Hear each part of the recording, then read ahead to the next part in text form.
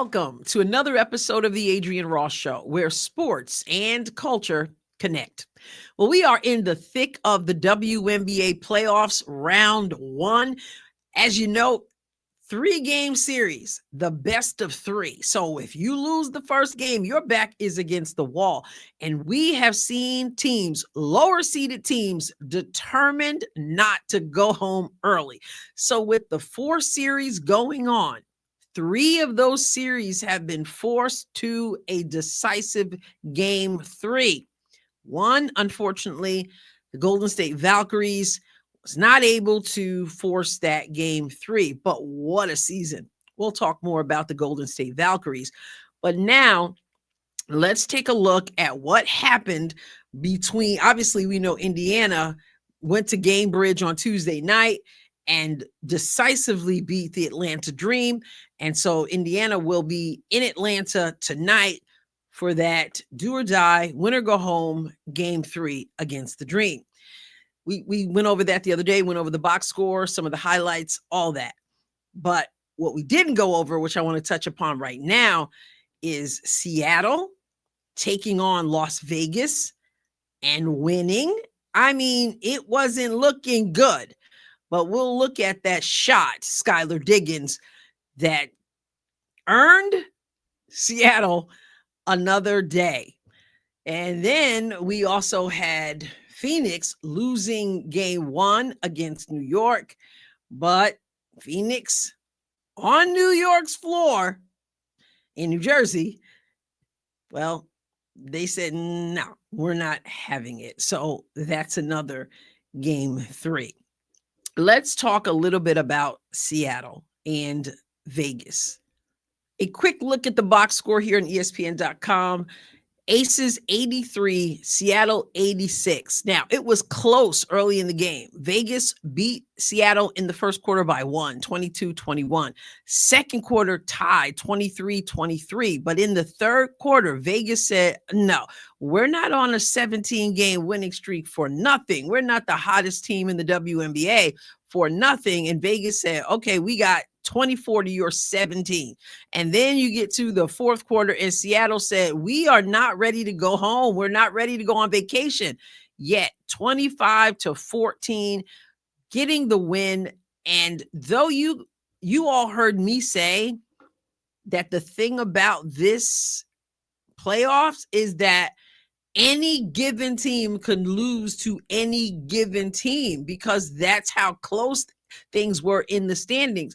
My only thought was there's no way. Like my only exception to that was Seattle. Like I didn't give Seattle a chance, but let's take a look at how Skylar Diggins sealed the deal. She was up. Seattle had battled back up 1, and Skylar Diggins has the ball to put this thing away. We're going to go over to X, and I'll put all the links in the description of the video. Bleacher Report. Bumike calls rub, a little middle pick and roll. She slips. Diggins, one-on-one. Got to her strong hand. Big-time bucket. Big-time bucket is right. Now it's 86-83, 4.2 to go. It's a wrap. Seattle manages at home. Coach looked relieved. The players are certainly relieved and excited. The fans are happy, and it's on to game 3. And this is the box score for Mercury versus New York in New York. Look at the first quarter, 25-25. But Phoenix in the second quarter, my goodness, 26-12. Third quarter, 18-10. Fourth quarter, 17-13. So New York never won a quarter and got blown out 60-86. Now, in all fairness to New York, in the previous game when New York won, Breanna Stewart hurt her knee. Now, she played in this game too, but yeah, it just wasn't enough for the team. Let me make this larger here. She ended up with 6 points. Yep, 6 points in the game in 20 minutes. I didn't watch this game, but I was able to follow the score. I was wondering if she would be able to play. I knew she'd had to have an MRI on her knee, Perhaps that played a factor. I mean, I shouldn't say perhaps. I mean, she's Breanna Stewart, and you get 6 points from her in game 2 of the playoffs. So at home, they could not get the job done.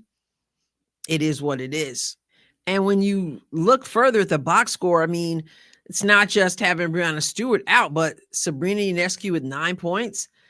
You get 11 points off the bench from Emma Miesemann, that 11 points, and the closest to her, Sabrina Ionescu, not going to get the job done at all. And so they are facing game 3. Well, both teams facing game 3. So I'm not a New York Liberty person who roots for New York Liberty, but y'all sure enough know I'm not rooting for the Phoenix Mercury. I don't even need to explain. So Indiana took care of business. Seattle took care of business. Phoenix took care of business.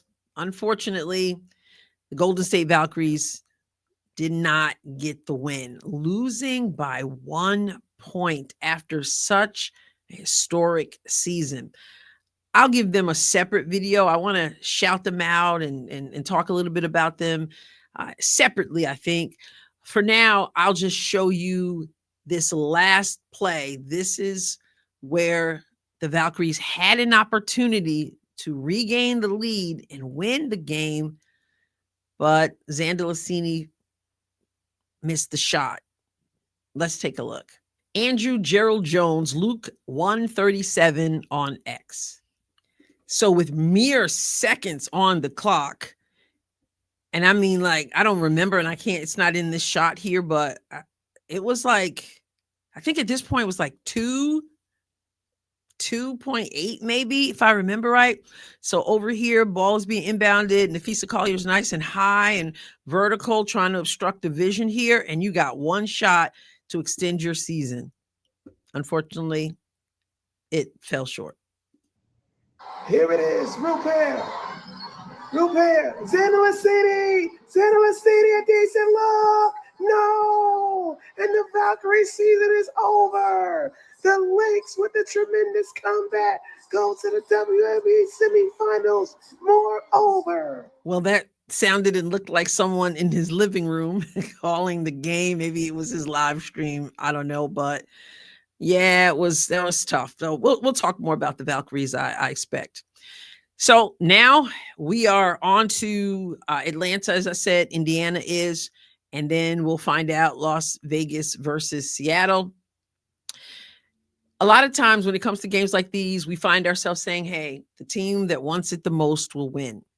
I think it's probably safe to say that all the teams want it, but the teams who execute better, the teams who get the 50-50 balls, the teams who, though sucking air and exhausted, makes that extra box out, makes that dive to the floor. And then, of course, trying to figure out how the officials are going to call the game, and then hoping that you're able to adjust to that. All you're asking is that, well, you're asking that they're competent and, of course, consistent as well. So everybody wants it, but only one out of the Indiana and Atlanta will win. Only one out of Seattle and Vegas will win. And only one out of Phoenix and New York will win. My focus tonight, of course, is the Indiana Fever.